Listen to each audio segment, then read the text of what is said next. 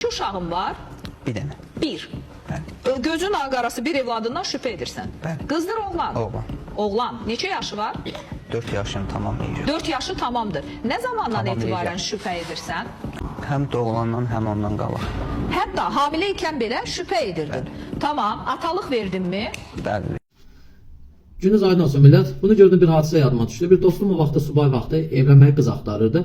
Atası deyib ki, mənim bir yaxşı bir dostum var, qeyrətli kişidir, belə gözəl ailəsi və onun qızını sənə alacağım. Bu da sevincək ki, sağ ol həyata, belə bir insanı mənə yəni ki, tapdın.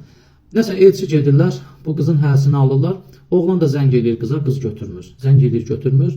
Qız xəbər yollayıb ki, və nə vaxt nişan üzüyü barmağımda olar, onda zəng eləyər, danışarıq, görüşərik. Bu da sevincək, ay Allah, nə gözəl.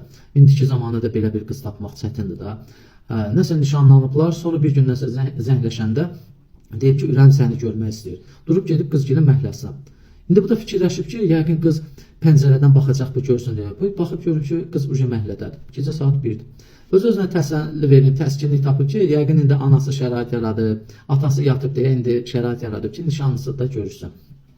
Deyib ki, belə təskinliklə nəsə, qıza deyib ki, hara gedək, yəni ki, sənin ürəyim istəyir də bir söhbət eləmək istəyirəm. Nəsə deyir, gəl otur maşına, axşam vaxtda kimsə sənin haqqında nəsə fikirləşərliyinə.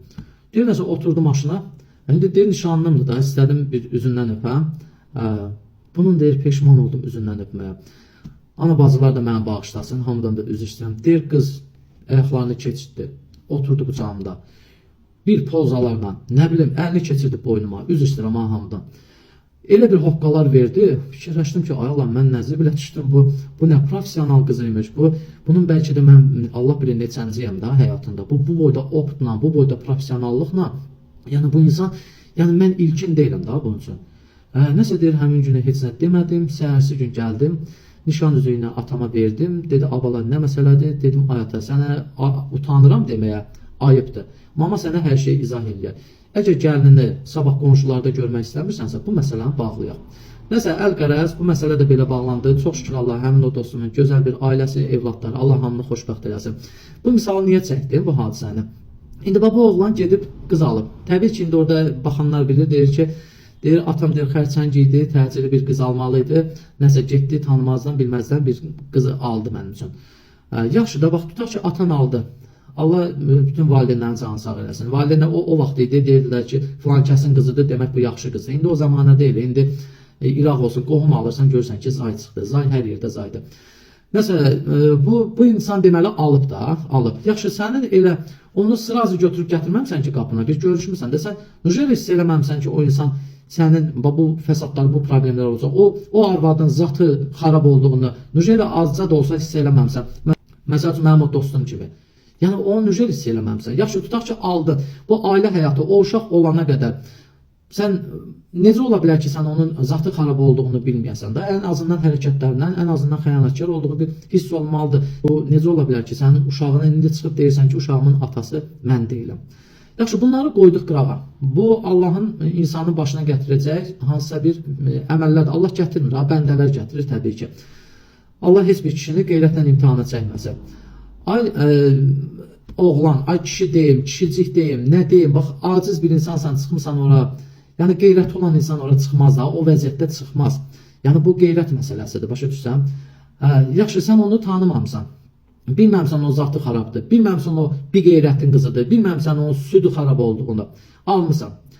Yaxşı, bunu niyə çıxıb efirdə deyirsən, niyə cəmaatın ruhunu körləyirsən? Ay Layla xanım, buna deyək ki, qeyrəti yoxdur. Deyək ki, bu insan qeyrət bilmir nədir. Yaxşı, bəs sizlərə nə olub? Jurnalistsiz, xalqın qarşısına çıxırsınız. Bax, məni əsəbləşdirirsiniz. Bax, belə danışdıqca da mən xəstəlik tapacam axırda sizin əlinizdən. Ay, media. Bax, o vaxtı raket düşdü Gəncəyə, Bərdiyə. O raket studiyalara düşməli idi. Çünki orada günahsız insanlar idi. Allah hamısına rəhmət eləsin. Allah məkanları cənnət eləsin. O günahsız insanların, şəhidlərimizin. Orada günahsızlar idi. Amma studiyada 90% günahkardır.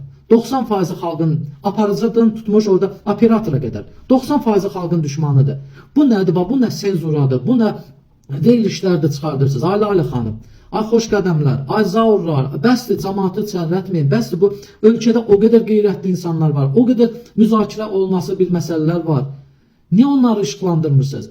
Niyə bu nəqliyyatın qalxmağından, digər şeyin məsələləri haqqında xalqa lazım olan məsələləri müzakirə eləmirsiniz? Harda qeyrətsiz insanlar var, harda şərəfsiz insanlar var, onları çıxardırsınız.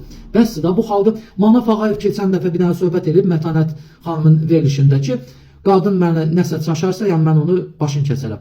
Bunu başladınız, müzakirə elədiniz ki, bu efirdə deyiləsi söz deyil. Yaxşı, efirdə bir kişinin qeyrətini təmsil eləməyi qəbahətsə və yaxud da qadağatsa və yaxşı bir kişiciyin qeyrətsizlikdən danışmağı qəbahət deyil. Bu gələcək nəsilə hansı ibrətdir, hansı bir necə deyim bir nümunədir, hansı bu cavanlar da bu kişidən kişi deyirəm da. Bilmirəm, Allah azıq gedər bəlkə də aciz insandır. Allah ona kömək olsun, nəsə sözüm onda yox.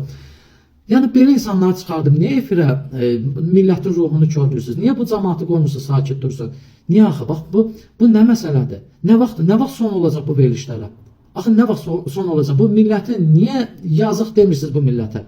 Çıxmısınız orada elə bir ki böyük bir bu insan aciz, qeyrətdən xəbəri olmayan bir insandır da. Çıxardıb bunu niyə cəmaatı, qeyrətli cavanları niyə körürsünüz axı? Uşağımın atası bilmirəm kimdir.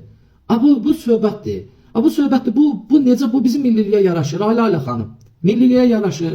Utanın da heç olmasa. Sizə ant verirəm Allah bəsdir da. Bu cəmaatı əsəbləşdirməyin də. Allah xalqımızı qorusun. Allah qeyrətlilərimizi qorusun. Allah bizi bu medianın bu xalqa vurduğu ləkələrdən qorusun. Allah dövlətimizi, xalqımızı qorusun. Səbir qalmayıb insanlarda artıq.